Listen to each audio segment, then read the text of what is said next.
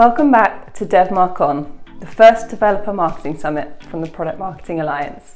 I hope you're enjoying the content so far.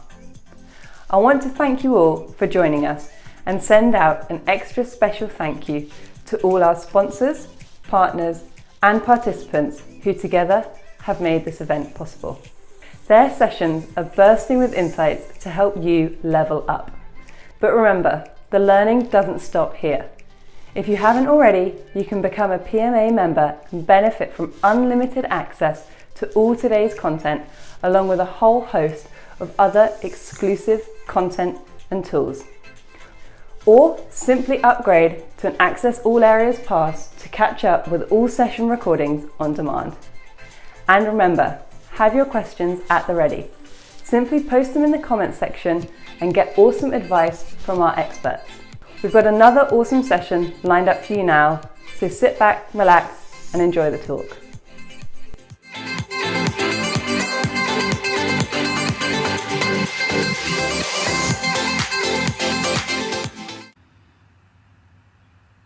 Good morning, good afternoon, everybody. Welcome to the session. This is the Marketer's Guide to Building a Developer Program. My name is Dinesh Chandrasekhar. I run product marketing for the Data and Motion product line at Cloudera. A little bit about me. I've worn many different hats over the years. As a developer, as an architect, I myself have been a developer evangelist at a couple of companies. And so today as a product marketer, I have a very unique perspective of what it takes to build a developer program at various companies. So I'm here to share my insights, my own experiences with you today. Let's first define the phrase developer marketing. Let's call that out as a paradox because there is no such thing as marketing to a developer. Developers are the best when it comes to sniffing out marketing messages, and they'll clearly call it out. So you have to have a clear strategy, a different strategy than your traditional marketing means in order to connect with your developer community. So how does it work if you are to enable, empower, and embrace developers? Because this is very important to them. The fundamental philosophy is that never market to them, right? So that's there. But how do you even connect with a breed of personas that detest marketing language? How do you embrace them and empower them when they are trying to learn, try and adopt your product, but at the same time, you are not supposed to use any kind of flowery marketing language? They are excited about new tech. They love new technology. But to them, time is currency, which means they need whatever they need right then and there. They cannot go through sign-up processes. They cannot go through long processes of engaging with sales teams and so forth. If they want an API, they need it yesterday. And the important thing that I also want to emphasize is that they love being part of a larger community. And this is where they get to share best practices, code samples, and so forth. So for you to be successful with engaging with developers, you need to give them that platform, that sense of community in order to build the trust with them. Developers, developers, developers. We have heard this time and again. Classic Steve Ballmer at work like more than a couple of decades ago. But the reality holds true even today, right? 27 million developers across the world. And the amount of products that we are talking about is like over $40 billion of worth of products that are being consumed or influenced or purchased by developers. And we are looking at least a growth of like over trillion APIs by 2035. So this is truly a massive market opportunity for us to like tap into as marketers. But at the same time, we have to acknowledge that the product adoption starts with them, the buyer's journey starts with them. They tend to use our products, they acknowledge that they like it, and then they become the champions, they evangelize it, they talk about it within their companies and make it work for us. So in order to be successful with a bottom-up approach, you need to be able to make sure that you are giving them enough for you to for them to like trust in you, for them to try out the products, for them to become those champions. So in order to do so, you need a developer program. let's discuss what a developer program is and understand what it takes to build one in the subsequent sections. What is a developer program and why do you need one? So if we are to agree that nothing that is considered traditional marketing works for developers, how else are we supposed to connect with them? How else are we supposed to embrace them and empower them? You need a specialist team. You need a team which we will refer to as the DevRel team or the developer relations team in the subsequent section. But that team and the resources that you offer to this development community are super critical in order to engage with the developers. There needs to be a constant care in building and nurturing and enriching this community, this developer community, in order for you to gain their trust. And it is important as well to build and preserve this trust with an ongoing focus with whatever you do in however you communicate and engage with these developers. So this is what a developer program offers, the construct, the framework within which these specialist teams and the resources can work within. A developer experience is also another term that you would have heard when you are looking for an alternative for developer program. A developer experience is a more richer, broader way to define what a developer program is, because it does include the people, the tools that they use in order to communicate and engage or connect with the developers, the processes that you adopt. Again, remember, developers don't like elaborate processes, but processes are critical in order to be successful for you to measure the success of a developer program. The content that you offer to the developers, whether it be rich technical content or documentation or API docs or whatever you deliver to them, that needs to also resonate very well as a part of this experience. And the events, the platform that you offer, the community with which they can exchange various best practices and thoughts and inputs and have those discussions in an open forum. All that contribute or factor into this thing that we term as developer experience. This is what the developer receives as a factor of love when they work with you as a company, when they work with your products in order to gain the mutual trust that we spoke about. So when would you need a developer program? What are the types of offerings that you would typically have that warrant a developer program? Because remember, not all products require a developer program. So let's kind of distinguish and identify which ones need so. First off, a PaaS type offering like Salesforce.com. They've been phenomenal at offering a platform where other companies, other developers can build their own applications on top of that. So exposing that kind of a platform makes it possible. Or a marketplace offering like the App Store from Apple, which allows you as a developer to build applications that then can serve up for other customers as well. So providing that kind of a platform as well is a great way to nurture a developer program. The second one is APIs, right? So if you are a product offering that has APIs and you want developers to consume, classic, you need a developer program, period. Developer tools, which is again something like a Microsoft Visual Studio, for example, which offers the IDE to developers so that they can build all different types of applications using a variety of programming languages. So this, in a sense, is what we term as a classic example of where you would need a developer program. Open source products. I deal with this day in and day out over the last 4 years. I talk to open source communities. I engage with them. I offer various ways, content, mechanisms, events, you name it, the whole developer program that is needed to engage with this community. So, open source means developers, period. And if your product's primary end users are developers, meaning your developers are instrumental in building programs that enable other end users within the platform as well. So that could be another way how you can think of as a need for a developer program for your set of products. So in a sense, these are the types of products, not necessarily the finite list, but broad strokes of when you can think of you wanting a developer program. Where does one start to build a developer program? This question came to me a few years ago. I'll give you a little anecdote and then you can kind of start pondering that for yourself. why is this a marketer's guide to begin with, right? So why not an engineer's guide or somebody else's guide? A marketer's guide primarily because a marketer is in kind of like in the nexus of things that are happening within the company, particularly a product marketer like me. I engage with engineering, product management, sales leadership, and so many different teams cross-functionally that I am right in the crux of all this action happening, and I'm kind of the liaison between all these different teams. And I've been doing this over the last several companies that I've been working with. One such company was CA Technologies. So it was going back like 6-7 years ago when I was tasked with like launching a mobile backend as a service product, which was primarily an SDK. I realized that CA did not have a developer-facing front end, no developer portal per se, to connect or communicate with developers. They've never done that because they never had a developer product until that point.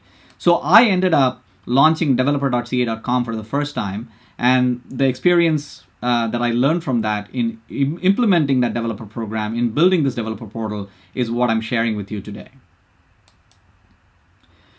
So what is the process to kick off a developer program? It's kind of like almost best practices that I learned when I built that developer program at CA, I'm sharing with you.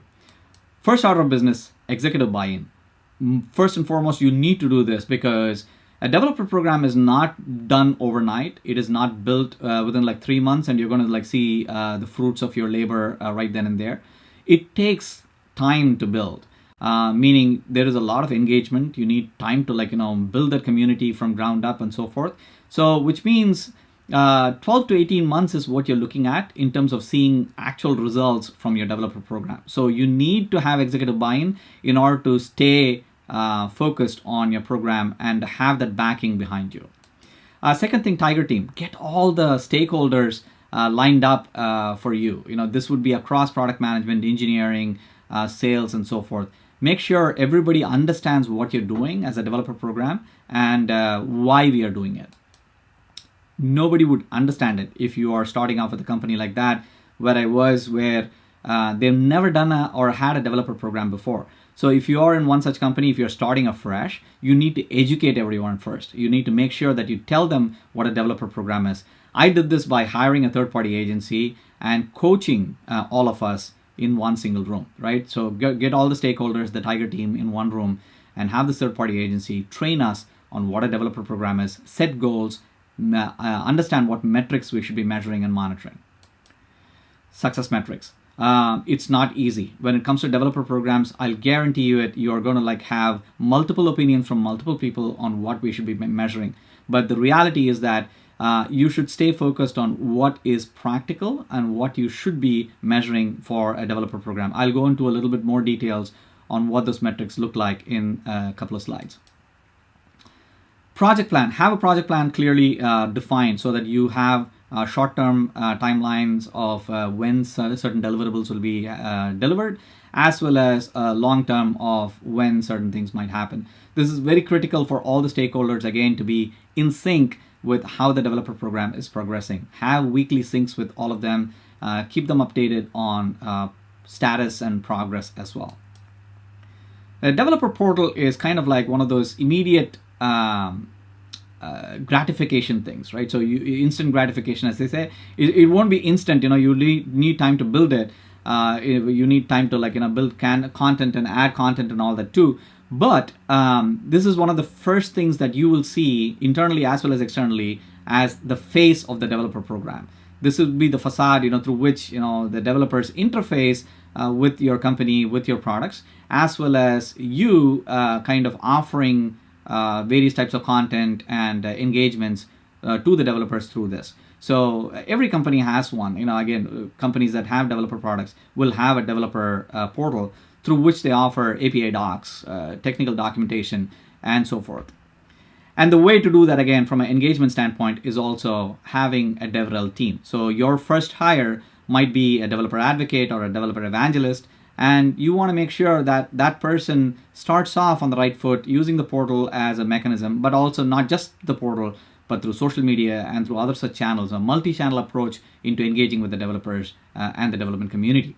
While you may start off with just one evangelist and one advocate, you will grow. You will see the need for having a community manager, a DevRel director, a team of DevRel evangelists, and so forth. So you will have more people on the team as you start seeing the program expand and the needs for more content arise. Do's and don'ts of a developer program. Let's start about that. First off, the do's. Facilitate interactions between the various teams, DevRel, engineering, PM, marketing, and others. You primarily use this developer program as a way to interact and interface with all these cross-functional teams. That's internal. Externally, you're allowing the developers to easily access resources they are looking for. Again, quick is the word, keyword here. Make sure that they can access these resources instantly and immediately, not through having to jump through hoops and various processes. Encourage the community to share best practices, code, samples, conversations, right? And these need not be, again, within just through a particular forum, but they can be doing it through Slack, they can be doing it on Stack Overflow, various different, channels. But the idea is to encourage them. And then you can also offer your own ways of these types of interfacing, meetups, hackathons, Slack channels, more developer events, and so forth as well. The don'ts are primarily don't use marketing lingo. Developers can sniff that out very easily. Don't also expect leads from engagement, sales revenues from all this. It'll all happen. Eventually it'll happen, but don't expect those right away. And also don't expect or set up a program where you can track developers automatically going into MQLs and all that. That won't work either. You need to make sure that you have a way to correlate the developer engagements with this. For example, APIs. If you set up an API, and if you have consumption happening based on a particular engagement that you did, let's say a developer talk was done, and then following that, suddenly there's a surge of your API's consumption, that automatically is the correlation that you can link it to. Don't send too many emails as well for lead nurturing, which is also a big turnoff for developers. It's okay to send emails, but the emails should be more like newsletter types that include content, that include technical content that matters to them, that include product updates, that ask them for input and things which make more sense for the developers in their language rather than sending marketing language. And also don't invite developers for marketing events. They don't like it. Measuring success of your developer program. So this is what it'll boil down to, right? So product metrics are primarily about number of calls being made to your API, as I just explained, or number of downloads of your trial or your SDK as well. That's also a good measure.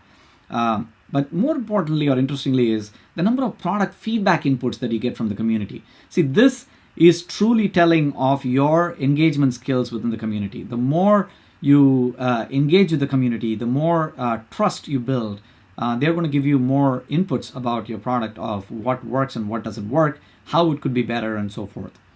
The second thing is community level metrics. Again, as marketers, we all tend to understand communities to a fair degree, right? So we can measure number of community members, the monthly growth, and all that, pretty standard. You can also look at social media metrics, likes, follows, and all that kind of stuff. But if you are looking at, let's say, having a separate account, a social media account for your dev channel, for your dev program, then that would be different, because now you are tracking specifically for that particular channel, the engagements that occur with that and all that. So you might probably even need a specialized social media manager for your own DevRel team as well, which could be the case. But again, it depends on your company and your corporate strategy and so forth. You may choose to have the same channel for one and the both, but it's important to track the engagement from those levels as well. Last but not least, the experience metrics are very critical for us, right? Experience metrics are where you understand the number of users and signups to the site across multi-channels. That's very simple, right? So maybe that's measurable. But what is most important and interesting and even more harder to measure is the developer satisfaction scores. So the more you engage with them, how much they trust in you, how much they feel happy with the whole overall developer experience that you offer as a company and as a product is where it truly kicks in, right? So that's where you start realizing that the developers and the community actually love your product, actually love your company, actually love the way you present it to them, actually love the way you engage with them. Last but not least, gamification metrics. These are also fantastic ways to engage your developer community. Microsoft was master at this years ago when they created the MVP program, having various different types of honors and badges and things like that. And so many companies have adopted different types of models going about this as well. And I would encourage you to think about that, because that's how you grow champions beyond your company. It's okay that you can hire a few people that can speak for you about your product and so forth. But that's like paid engagements, or your own employees talking about it. But unwarranted, unsolicited, great championing on their own is something that you will not be able to get unless and until you are doing a great job at this developer engagement with this developer program. And that's what happens when truly great, awesome products are delivered to developers the right way. Developers become the champions for you. They start talking about it within their own companies. Look at how awesome this product is. We should all adopt this. So that's where the whole land and expand opportunities come in play, where one set of developers love it within a large company, they start talking about it to the larger developer community within that company, and your product automatically gets adopted within that company. That's how you grow. So I'll leave you with this last thought. The amount of time that it takes a developer program to be successful, from baseline to growth, is measured in years, not months or quarters. I cannot emphasize this more, right? It's so important to talk about this right now, because as you start embarking on this journey to building a developer program within your company, you will realize that there are many stakeholders that are going to ask you, hey, what are you guys doing? I know you have your DevRel team, they're talking with developers and all that.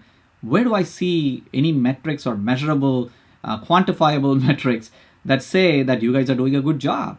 And that's where this particular statement should be taken with a lot of, more than a pinch of salt, I would say, because you need to understand that it doesn't happen overnight. It takes work.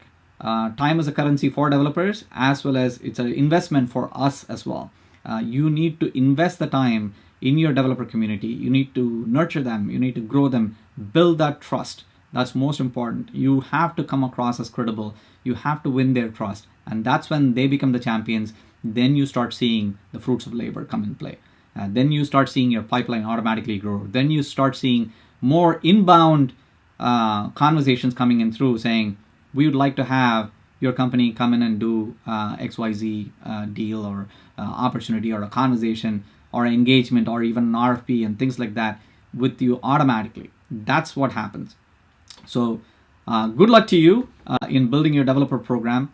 I want to make sure that you walk away with these key insights that I've gathered over my years of experience, and I hope you found that useful. Thank you so much for joining my session today. I hope you found it valuable. Look forward to meeting you in person one of these days.